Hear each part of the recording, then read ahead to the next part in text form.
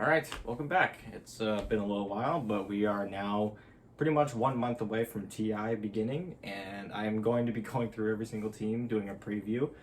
You might notice, if you actually had seen the last video, that this is the second time I'm covering OG, and it's not because I'm going to be going over every team twice or because I have a preference for OG. It's because I wasn't really satisfied with the first video I did on OG. I just didn't really feel like it was in-depth enough.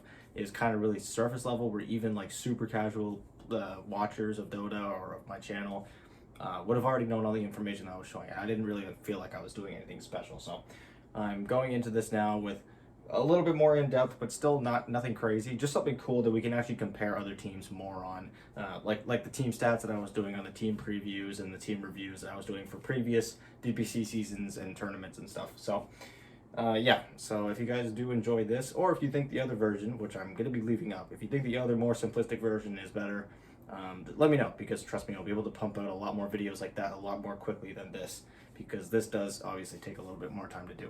But anyways, without further ado, kicking off our list for the second time now, and after like a month and a half, so a little bit of a hiatus there, we have OG coming in 35th place, the last place team on the DPC rankings. The lowest placed team on the DPC rankings to make it to TI, obviously. 6 of the teams were not in the top 12 coming in from their own regional qualifiers. OG did not do very well in the DPC, if I'm being completely honest. Now, we can have the discussion about different regions. Obviously, the European region is one of the more stacked regions out there in Dota. And but I don't really think we can blame the region on OG's malperformance. They just really never looked like they got their foothold on any game or series, really. And as soon as it started to look good, things would fall apart, and a lot of roster switches happened, and eventually they ended up clicking in the end when it mattered most, which was the regional qualifiers. But these guys did not make it to a single major, so they're going into this TI without having played any other team from any other region. So they've only played against 2 of the teams that are also going to TI. So it's going to be kind of interesting to see how they end up doing.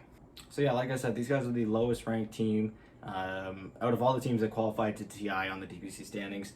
They racked up a total of 50 points throughout the 2 DPC seasons, but because of the 2 roster changes and the minus 15% per player, they went down to 36. Not that it mattered. Having 50 points would not have gotten them anywhere near close enough to qualify for TI based off of points.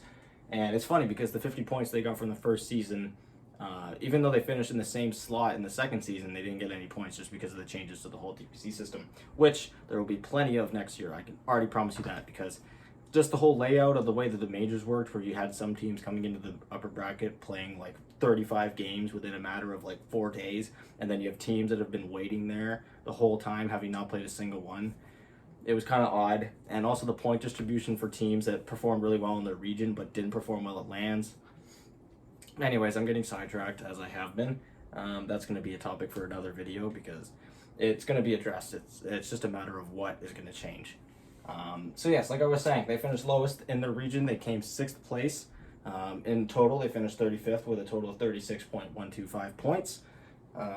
In the first season of the Western European DPC, they finished 5th place with a 3-4 record, and they got 50 points off of that. Like I said, it did not apply to the second time, or in the second season, they also finished 5th place with the exact same record. They didn't get any points that time because of the changes. So both times, they just barely missed the mark to make it to the majors. So these guys, like I said, had only played against other teams in their region. They have not played against any other team in any other region.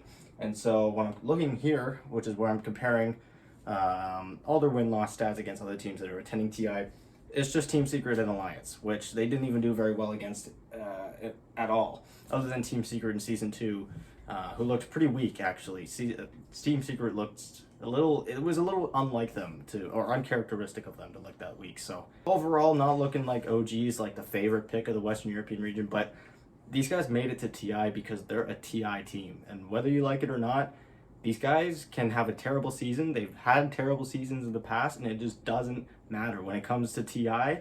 Ever since 2018 and that whole shit show that happened prior to TI with OG, these guys just come here to win. Like, even when everyone thought that they were going to be eliminated through the regional qualifiers, even when everyone thought that, oh, it was just a fluke TI, these guys win at TI. All right, when TI comes around, they're winning games. So these previews are nice and all, but like, OG really is one of the most magical teams in TI, and it's going to be really interesting to see how well they do, because there's going to be a lot of people that are putting them way up there, even though they just barely qualified to the international. There's going to be people that are saying, oh, they're going to win, oh, they're going to finish top 3 because they have before in the past. There's also going to be people that are going to say, oh, they're going to finish bottom 2, they're not even going to make it to the main stage because they had such a piss poor season. I think they're going to go further. I have a really good feeling about OG. I think the further they can get themselves through the upper bracket, if they can get to the upper bracket, I think they'll have a really good chance at making it to the 2 final days of the tournament. Looking now at their stats, I'm going to be looking at their win rates based on what side they played on, so Radiant or Dire, and what pick order they had, so first pick or last pick. Obviously, there's been some nerfs to first pick because first pick was super broken for pretty much the entire year ever since they changed it, because you just had all the best picks up until the last round. So that's you'll see in a lot of teams they very much prefer being on first pick, OG included. And this is including 26 games. So I'm including the 10 games over the 2 seasons that they've played against Alliance and Secret. So only against these 2 teams. And then the 16 remaining games are all from the regional qualifiers. So I'm only counting the games that were played against teams that are attending TI plus the ones that were in the qualifiers. So there's 26 games in total. In the first pick column, they had, like I was saying, they did very well in the first pick column. They went 9-3, but everything else was pretty lackluster or mediocre. Last pick, they were 3-11. They actually lost more games of those 26 than they won, despite the fact that they actually won the entire tournament in the qualifiers. Radiant, they were 3-5, so pretty okay. 3-5 is a pretty small sample size, but they're below 50 nonetheless. And then on Dire, they're an exact even 50-50. So looking now at games, in game 1s, they are actually 2-6. And I think this just comes from the fact that OG just has a really good understanding on drafts. But sometimes it just takes them one game to get to know their opponents really well or get to know how to work around the draft. And so they can afford to lose game 1s if it means that they can make the rest adjustments for the rest of the series, which they often do because their game 2 and game 3 series picks up from there, hovering around the 50% mark, which can win you most series, or in this case, most of them, because it's 56 and 50, so they're winning slightly more than they lose. Looking now at their most played heroes from the games that I counted, we have Sox's Lion, who was picked very often, especially comboed with their next hero here, Alchemist, going 4-3. That was a very common lane that they set up. No one else was doing it.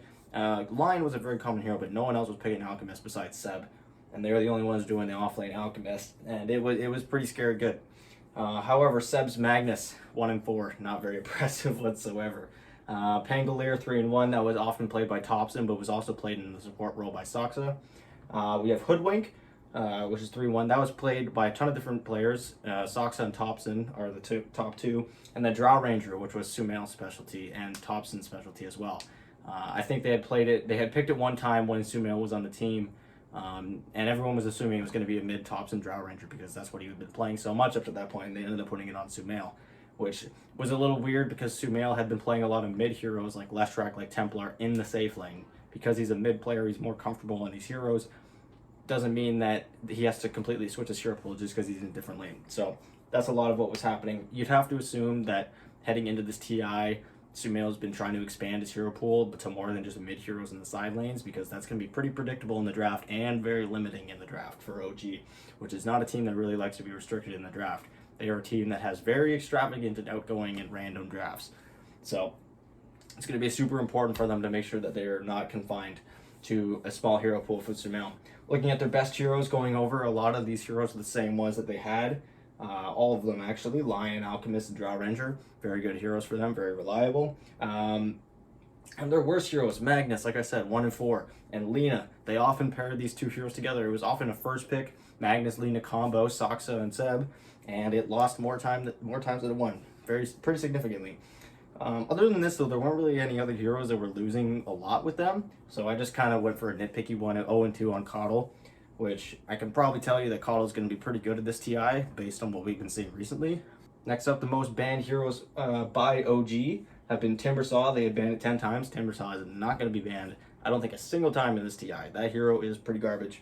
Invoker 9 times, and Viper Broodmother also being banned 8 times by them. And the most banned against them was actually Seb's Axe, the Pangolier, which, like I said, is very flexible. Even Seb plays that Pangolier, not just Soxa and Thompson. And then Morphling, which was banned 10 times, which was one of those Sumail and Thompson heroes, mostly Sumail. Morphling was just a really solid hero in that regional qualifier. Looking now at their roster, so I'm going to be going over their active and inactive roster. I'll start at the bottom with the 2 players that got subbed out. So in the first season, they did still have mid 1 That's when they got their 50 points, but they weren't really looking to keep him around because Anna was coming back. So they lost 15% of their points when Anna came back in, and the results didn't really improve. Anna announced his retirement. He wasn't super happy with how the tournament ended, and so they lose another 15% of their points right there. And now for their active roster, obviously we have No-Tail, Soxa, Seb, Thompson, and Sumail. And all of them have slightly positive records when it comes to win-loss, except for Sumail, who was only there for the regional qualifier. So his win rate, his series wins are 4-1. He's actually done pretty well. And looking now at their previous TI results, everyone on the team has actually won a TI except for Soxa. Soxa came second place in the TI 6 finals when he was on DC against Wings. Everyone else, Thompson, No-Tail, and Seb, obviously they won TI8 and TI9, and Sumail won TI5. In their inactives, even though it won't really matter, Anna obviously was part of that TI8 and TI9 run, so he's got those under. And Mid1, the highest he's actually placed in TI was 4th place in TI9 with Team Secret. So, yeah, you know, he's been a real superstar player for a long time, but he's never been able to get past top 4 in TI. And now looking at their team stats, I'm going to be looking at their record, which over those 26 games, there have been a total of 8 series played. This is not including the best of 5. This is just the best of 3s. And so the 1 represents a win, 2-0 win. The 3 there represents a 2-1 win. The 2, a 2-1 loss. And then the furthest number, the other 2, is an 0-2 loss. So they come out with a 1-3 and 2-2 record. So not that bad. But ever since Sumail joined, again, this is excluding the best of 5, they have won 3 of their 4 series. And then if you add that best of 5, that's another 4-1. So that's how Sumail's got a 4-1 record. Looking at their average GPM, they are one of the higher GPM teams here. They have 2354, average XPM 2839, average KDA of 3.47, which is pretty high. And then an average match duration of pretty average amongst other teams, which is 39 minutes and 41 seconds on average across just these 26 games that I'm counting here. I'm not counting any of the games that are going on in the tournament right now. I'm only counting the games, like I said, that were played against Alliance and Secret in Season 1 and Season 2 of the DPC and in the regional qualifiers. So yeah, this has been my OG preview for TI10 redone. This one a little more in depth, like I was talking about at the start of the video. And yeah, let me know what you guys think. Let me know how you guys think OG's going to do at TI. Do you think they're going to flame out in the group stage? Do you think they're going to make it to the upper bracket, go on a long run? Do you think they're going to win 3 in a row? Let me know your thoughts down in the comment section below. And make sure to share, like, and subscribe. All that stuff, it really helps out. And I'll be back tomorrow with another video where I'm going to be covering the next team coming up from the bottom of the standings, which is actually going to be from the Chinese region, Elephant, which is another team that came in from the regional qualifiers. We're going to be working our way up from the bottom of the DPC standings all the way up. So because of that, we're going to be starting with 6 teams that came in through the regional qualifiers, and then we're going to go 12, 11, 10, all the way up. So yeah, thank you guys so much for watching. Be sure to subscribe if you want to see tomorrow's video on Elephant, and as well as all the other teams that I'm going to be trying to do in the next month before TI starts. I'm going to be trying to finish them all before TI starts, and then maybe do some predictions after I've gone through all the stats and stuff and compare them. So yeah, sorry, this has been a long outro. Yeah, see you guys.